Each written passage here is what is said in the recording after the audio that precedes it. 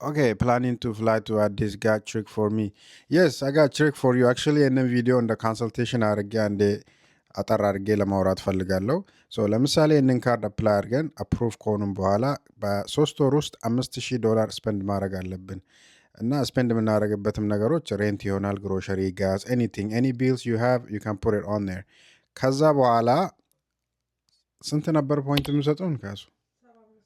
75,000 ፖይንት እናገኛለን ማለት ነው። 5,000 ስፔንድ ካደረግን በኋላ ያ 75,000 ቀጥታ ከዚህ ወደ አዲስ አበባ ይወስድናል ማለት ነው። አክቹሊ 50,000 ራሱ አይሞላም። ዋን ወደዛ የምንሄድበት 49,500 ፖይንት ብቻ ነው የሚያስፈልገን።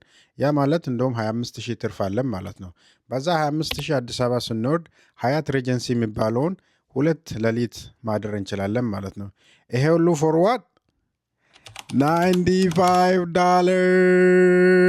ለዚህ ካርድ አፕላይ ማድረግ ከፈለጋችሁ እኔንም በዛው ሰፖርት ማድረግ ከፈለጋችሁ ሊንክ ብላችሁ ልትልኩልኝ ትችላላችሁ። ስለ ክሬዲት ካርድ ፖይንት ቲፕስ ኤንድ ትሪክስ ማወቅ ከፈለጋችሁ ዮኒ ፎር ትራቭል ፎሎ ሼር በማድረግ ተባበሩን እላችኋለሁ።